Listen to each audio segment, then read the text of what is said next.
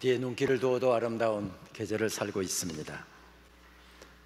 가을 산도 물들어가고 있고, 가을 들판도 물들어가고 있고, 가을 나무들도 물들어가는 계절입니다. 어쩌면 내 색깔을 내려놓고 하늘 색깔로 물들기 때문에 그렇게 가을은 온 천지가 아름다운 것 같습니다. 우리는 단풍의 소식을 들으면서 단풍 구경할 것, 어디가 아름다운 단풍이 물드는지를 찾고 생각을 하지만, 한 시인은 절박한 가을나무의 심경을 이렇게 그리고 있습니다. 버려야 할 것이 무엇인지를 아는 순간부터 나무는 가장 아름답게 불탄다. 제 삶의 이유였던 것, 제 몸의 전부였던 것, 아낌없이 버리기로 결심하면서 나무는 생의 절정에 선다. 방아착, 제가 키워온, 그러나 이제는 무거워진 제 몸 하나씩 내려놓으면서 가장 황홀한 빛깔로 우리도 물이 드는 날. 방아착, 내려놓으라. 내려놓으라. 모든 것을, 내가 귀하게 여겼던 모든 것을 내려놓으라라고 하는 창조주 하나님의 명령 앞에서 나무들은 내려놓아야 될 때가 되었음을 깨달으면서 저렇게 아름답게 물든다는 이야기겠지요. 내려놓으라. 오늘 신명기 말씀에서도 이런 명령 앞에 서 있는 한 사람을 만나게 됩니다. 그는 먼 길을 달려왔습니다. 정말 꿈에도 그리던 가나안 땅, 그거 하나 가슴에 품고 달려왔습니다. 그리고 그 문턱에 서 있습니다. 그런데 하나님의 명령이 들려옵니다. 내려놓으라. 내가 어떻게 살았고, 어떻게 하나님을 섬겼고, 어떻게 하나님의 일들을 감당해 왔는데, 하필이면 내가, 하필이면 거기서, 하필이면 가나안 땅에를 못 들어간답니다. 불평할 수 있고 원망할 수 있고 분노로 물들 수밖에 없는 그런 시간이었습니다. 그런데 하나님의 명령 앞에서 그는 내려놓고 있습니다. 그의 기대도, 그의 원하는 것도, 그의 소망했던 것도 다 내려놓고 하나님의 말씀으로 그의 인생을 물들이고 있습니다. 그래서 마지막 앞에 서 있는 모세가 그렇게 아름다운 모양입니다. 내 생의 마지막 날들, 가고 싶은 것도 가보고 하고 싶은 것도 하고 사랑하는 사람들과도 시간을 보내고 그렇게 이제 남은 하루 이틀을 보내고 싶을 텐데, 하나님의 말씀에 물들었던 그 사람은 벌떡 일어나서 이스라엘 백성들을 소집합니다. 아마도 여러 가지 정황상 상상력을 통해서 보게 되면 아침에 한 번, 오후에 한 번, 저녁에 한 번, 그렇게 특별 집회를 열었던 것 같습니다. 오전에 설교 끝났습니다. 오후에 설교 끝났습니다. 이제 저녁 설교 마지막 남겨놓고 있습니다. 정말 내 생의 마지막 설교를 남겨놓고 있습니다. 그런데 하나님께서 그 종을 부르시더니 노래를 만들어서 만들랍니다. 오늘 하나님의 전신갑주라고 하는 이런 아름다운 노래를 만들 수 있는 우리 김신웅 교수님 같은 분에게나 내려질 수 있는 명령인데, 설교 앞두고 있는 모세에게 노래를 만들어서 노래를 부르라. 설교 끝나고 나거든 노래를 만들어서 이스라엘 백성들에게 그 노래를 들려줘라. 우리가 잘 알고 있는 대로 학자들에 따라서 약간의 차이는 있지만 신명기는 모세가 이 죽음의 소식을 듣고서 세 편의 설교를 했던 것으로 알려지고 있고, 그 세 편의 설교로 구성된 것이 신명기의 말씀입니다. 그렇게 마지막 설교를 끝냈습니다. 죽음 앞에 서 있는 모세가 하나님의 말씀에 물들여서, 하나님의 명령에 물들어서 만든 노래, 이 땅에서 부른 마지막 노래를 이렇게 신명기는 우리들에게 들려줍니다. 하늘아, 내가 말할 테니 귀를 기울여라. 땅아, 내가 입을 열 테니 주목하여라. 나의 가르침은 부드러운 비처럼 내리고 나의 말은 아침 이슬처럼 맺히나니 새싹에 내리는 가랑비, 정원에 내리는 봄비 같다. 내가 하나님의 이름을 선포하니 우리 하나님의 위대하심에 응답하여라. 그분은 반석, 그분의 일은 완전하고 그분의 길은 공평하고 정의롭다. 너희가 의지할 하나님은 한결같이 올곧은 하나님이시다. 이렇게 시작된 노래가 아주 기다랗게 울려 퍼지고 있습니다. 그 노래가 만들어진 배경을 앞에 말씀 31장은 이렇게 우리들에게 밝히고 있습니다.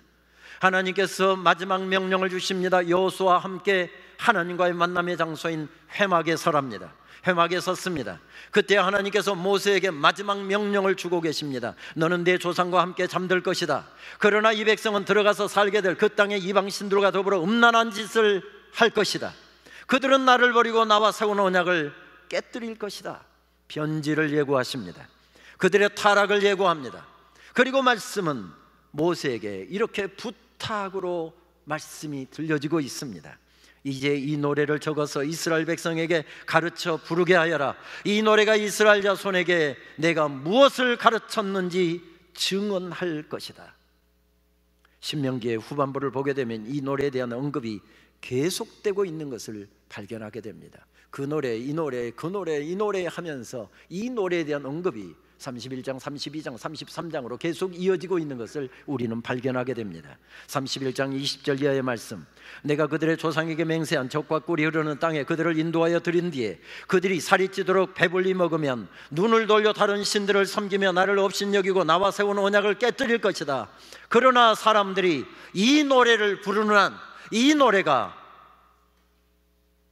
그들을 일깨워주는 증언이 될 것이다. 22절 말씀, 그날의 모세는 이 노래를 적어 이스라엘 백성들에게 가르쳐 주었다. 30절 말씀, 그리고 모세는 다음과 같은 노래를 끝까지 불러 이스라엘 대회에 모여온 모든 사람의 귀에 들려주었다. 지금 모세가 부르고 있는 노래는 하나님의 백성된 사람들, 하나님의 일꾼된 사람들, 하나님을 섬기겠다고 나선 사람들, 그래서 하나님의 축복의 땅에 서 있는 사람들의 변질과 관련이 되어 있습니다. 이 노래는 변질을 예고하는 노래요, 변질을 경고하는 노래요. 변질된 자리에 서 있다 할지라도 이 노래 부르면서 다시 깨닫고 일어서라 하는 이런 명령과 함께 주어지는 노래입니다. 문제는 이스라엘 백성들이 변질된다는 데 있지 않았습니다. 문제는 교회가 변질된다는 데 있지 않았습니다.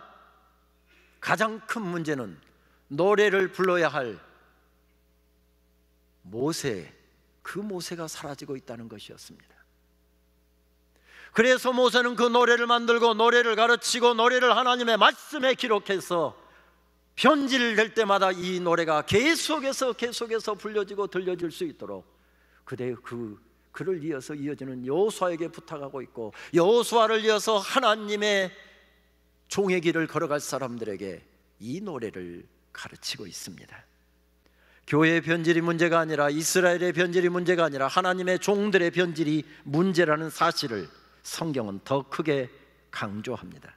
그날 그 교회도 그 위험 앞에 서 있었으나 거기 모세가 우뚝 서 있었습니다. 하늘아, 나의 말에 귀를 기울여라. 땅아, 나의 입에서 나오는 말을 들어라. 이렇게 시작된 노래가 울려 퍼지고 있습니다. 노래하는 종이 거기에 우뚝 서 있는 한, 변질 앞에 서 있고 하나님을 떠날 가능성이 있는 그 사람들은 그래도 희망을 노래할 수 있습니다. 일행과 이행에서 하나님의 말씀의 중요성을 언급하고 있다고 한다면, 이어지는 3, 4행은 여호와의 이름을 전하면서 그분의 현존과 그분의 실존을 일깨워주고 있습니다. 내가 주님의 이름을 선포할 때 너희는 우리 하나님 위대하시다 하고 응답하여라. 하나님은 반석, 하시는 일마다 완전하고 그의 모든 길은 옳고다. 그는 거짓이 없고 진실하신 하나님이시다. 의로우시고 곱기만 하시다. 하나님의 현존을 가르쳐주고 있습니다. 죽음 앞에서 부르고 있는 마지막 노래를 부르고 있는 우리의 선배의 노래를 여러분 듣고 계십니까? 가장 큰 문제는 설교자의 침묵이요, 지도자의 타락입니다. 그들은 하나님을 말하나 하나님의 임재를 느끼지 못하고 있고, 하나님을 부인하는 자들이며 하나님의 주권을 이야기하나 자기가 대장 노릇하고 주인 노릇하려고 하는 자들입니다.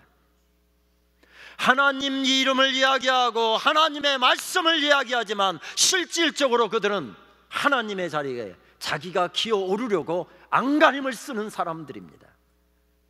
그래서 프레드 크레독이라고 하는 설교학자이자 신약학자는 이런 현상들을 가리켜서 실질적인 무신론, 프랙티컬 에이스즘이라고 이야기를 합니다. 이것이 설교자를 병들게 한다는 것입니다. 이것이 교회를 무너뜨리는 가장 중요한 요소라는 것입니다. 이 시간 이 노래를 듣고 있는 우리의 믿음의 선배가 죽음 앞에서 아름답게 아름답게 부르고 있는 그 노래를 듣고 있는 우리가 정말 하나님을 믿는 사람들인가? 그 말씀대로 믿고 말씀대로 살고 있는가? 이것이 가장 중요하답니다. 말은 번드러게 하지만 주님이 교회 주인이라고 말하면서 자기가 주인 노릇하고 대장 노릇하려고 하는 이들이 교회를 병들게 만듭니다. 그래서 우리가 서 있는 교회의 전통은 말씀 앞에서 자신을 성찰하고 교회의 모습을 돌아보면서 개혁된 교회는 셈퍼 레포르만다. 항상 개혁돼야 된다. 항상 개혁돼야 된다. 그것을 외치고 있습니다. 모세도 지금 그것을 외치고 있는 것이지요. 지난 9월달 생활관 새벽기도에서 마가복음 16장 말씀을 저는 읽고 말씀을 전했습니다. 늘 마가복음 16장을 여러 번 읽었고 설교도 했지만 주님의 부활의 영광이라고 하는 여기에 눈길을 두다 보니까 전혀 발견하지 못했던, 아니 발견했다 할지라도 가볍게 넘어갔던 그런 말씀 하나가 그날따라 유난히 큰 활자로 저에게 다가오고 있었습니다. 아신 대로 마가복음 16장 말씀에는 부활의 아침 영광의 그 자리에 많은 사람들이, 많은 부리들이 서 있는 내용들, 그 내러티브를 우리들에게 전해주고 있습니다. 그런데 그들의 소식을 전하면서 늘 끝에 반복적으로 나타나는 내용은 그들이 부활을 믿지 아니하더라, 그들이 믿지 아니하더라, 그들이 믿지 아니하더라, 그들이 믿지 아니하더라. 그 내용으로 모든 섹션의 결론을 내리고 있는 것을 읽으면서 전율을 했습니다. 아, 이것이 내 이야기일 수 있겠다. 이것이 우리 학생들의 이야기일 수 있겠다. 이것이 우리 한국교회의 이야기가 될 수 있겠다. 그 말씀 앞에서 전율했습니다. 그들의 삶의 이야기, 새벽에 향유를 들고서 주님 무덤을 찾을 만큼 헌신의 이야기, 그리고 평생 예수 그리스도와 함께 살겠다고 다짐하고 정말 3년을 그렇게 주님과 함께 시간을 보냈던 이 제자들의 아름다운 신앙의 이야기를 전하면서 그 결론은 항상 그것이었습니다. 그들이 믿지 아니하더라. 그들이 믿지 아니하더라. 영광의 자리에 서 있었으나 정작 그들은 부활을 믿지 않았답니다. 주님 다시 사셔서 죽어도 사는 영원한 부활의 복음을 우리들에게 안겨주시는 그 자리에 서 있었는데 그들이 부활을 믿지 않았고, 복음을 믿지 않았고, 복음의 능력을 믿지 않았고, 그 부활의 영광을 믿지 않았답니다. 신앙인의 불신앙, 하나님의 종으로 살아가려고 하는 사람들의 불신앙이 가장 큰 문제라는 말씀이지요. 교회는 언제나 역사를 살펴보면 조롱을 받았습니다. 1세기에도 조롱을 받았고 지금도 조롱을 받고 있습니다. 문제는 우리가 조롱받을 만한 짓을 하고 있어서 조롱을 받고 있다고 한다면 셈퍼 레포르만다. 개혁해야 되겠지요. 바꿔야 되겠지요. 고쳐야 되겠지요. 그런데 조롱받을 짓을 하고 있지 않는데도 불구하고 조롱받는다고 한다면 그것은 영광스러운 일 아니겠습니까? 초대교회 교인들과 그들이 믿는 예수를 조롱하는 내용을 담은 벽화가 있지요. 아주 오래전의 것인데 3세기 초반의 것으로 추정을 합니다. 제목은 알렉사메노스 낙서 그림이라고 하는 제목이 붙여 있습니다. 로마의 막시무스 경기장 근처에 팔라틴 힐 경비초소 도리에 낙서하듯이 새긴 낙서 벽화로 현재 팔라틴 힐 박물관에 보관되어 있습니다. 십자가에 달린 예수 그리스도를 그린 그림으로는, 현존하는 그림으로서는 가장 오래된 그림입니다. 벽화를 그대로 찍은 것이어서 선명하지 않게 보이지만은 조금 더 이 내용을 선명하게 보기 위해서 음영들을 다 제거하고 그림만 정리하면 이런 그림이 됩니다. 다음 화면을 좀 보여주시겠습니까? 이런 내용입니다. 십자가에 달린 예수 그리스도를 표현하고 있는데 예수님의 얼굴이 무슨 모습을 하고 있습니까? 당나귀의 모습을 하고 있습니다. 당나귀는 그 당시에 어리석음의 상징이었습니다. 그 밑에 헬라어로 알렉사메노스는 그의 신을 예배하고 있다, 휘갈기듯이 그렇게 새겨진 글씨도 보입니다.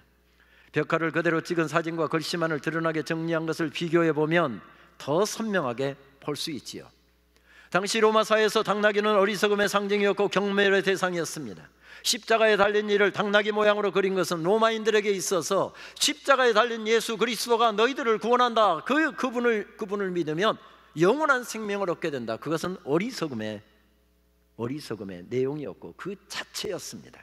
그러한 상황에서 십자가에 달린 분이나 그분을 예배하고 있는 사람이 함께 조롱거리였다는 의미입니다. 십자가에 달린 이를 경배하고 있다고 한다면 그도 어리석은 존재, 당나귀와 같이 되는 셈입니다. 그렇게 하나님을 조롱하고 교회를 조롱하고 예배자를 조롱하는 시대에서 우리 믿음의 선배들은 자신을 하나님 앞에 바로 세우려고 발버둥 쳤습니다. 그들은 조롱했지만 존경했습니다. 그것이 초대교회의 힘이었습니다. 오늘 다시 주님을 뵙고 있는 부활하신 주님 앞에 서 있는 제자들에게 주님께서 이렇게 말씀하십니다. 너희는 온 천하에 다니며 만민에게 복음을 전파하라. Preach the gospel. 복음을 설교하라. 그들은 그 명령을 담았습니다.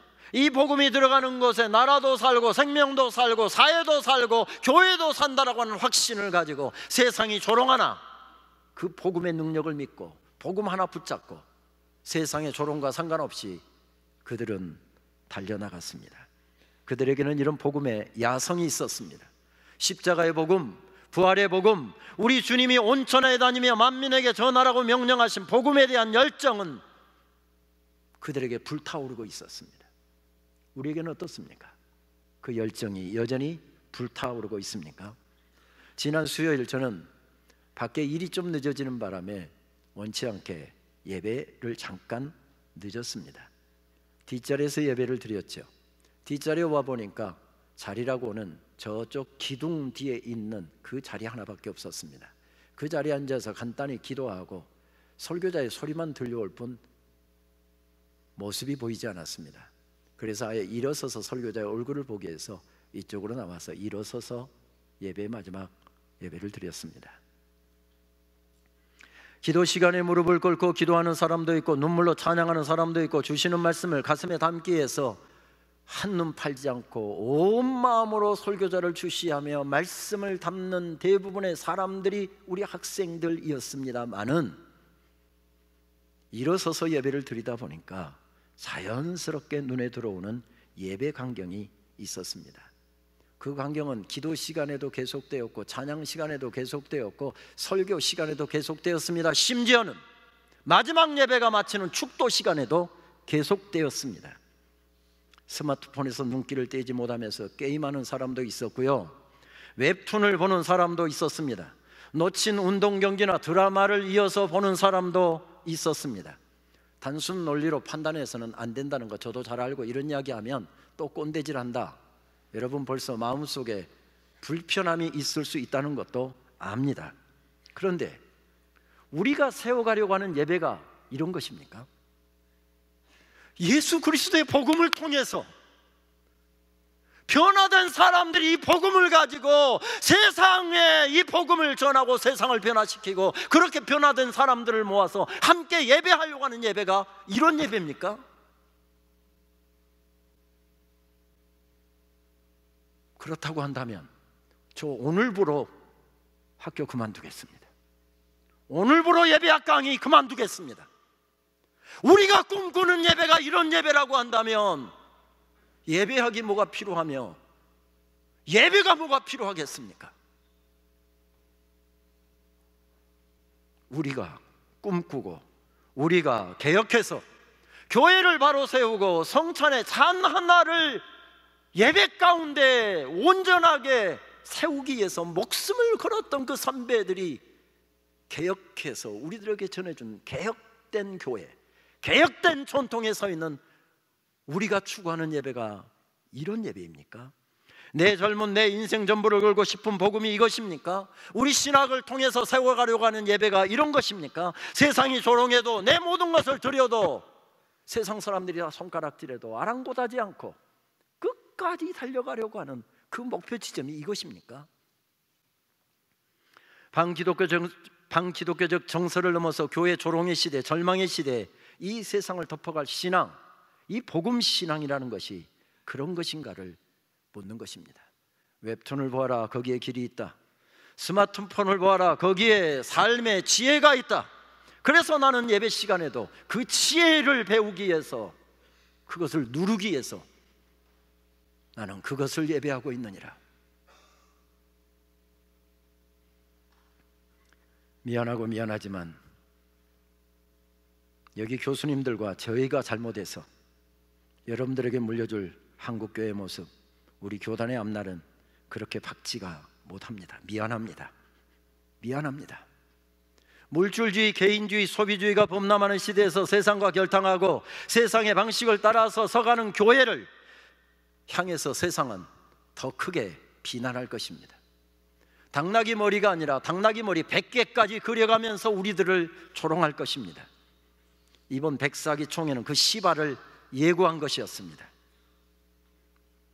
정치 외교적 분쟁 때문에 그 나라 제품 불매 운동에 마음을 두고 있어서 별로 읽고 싶지 않았지만 한 시인의 시를 읽고 난 다음에 그 시와 관련된 자료를 계속해서 저는 읽고 또 찾고 그 작품을 감상했습니다.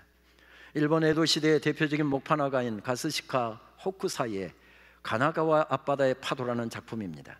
19세기 후반 서방의 문호를 개방하면서 그의 작품이 서양에 소개되었지요. 가장 대표적인 작품은 후지산의 36경이라고 하는 작품입니다. 그 중에서 가장 대표적인 작품이 가나가와 앞바다의 파도라는 작품도 그 가운데 한 편인데, 장면 전체를 지배하는 것은 거대한 파도입니다. 파도 사이로 풍랑에 휩싸인 배 세 척을 볼 수 있습니다. 살아있는 생선을 운반하던 속도가 빠른 배라고 하지요. 생선을 내려놓고 돌아오는 길인지 빈 배의 모습인데 8명이 열심히 노를 젓고 있습니다. 배 앞부분에는 2명의 선원이 타고 있습니다. 이 배의 길이가 12m 정도였다니 이 파도의 높이는 15m가 훨씬 넘는 거대한 파도인 것 같습니다. 이들이 거대한 풍랑을 헤치고 빠져나올 확률은 거의 없어 보입니다. 그러나 대자연은 인간의 절망에 대해서 무심합니다. 일본 사람들이 자랑하는 멀리 보이는 눈 덮인 후지산은 그들의 사투에 대해서 아랑곳하지 않고 태연하게 서 있습니다.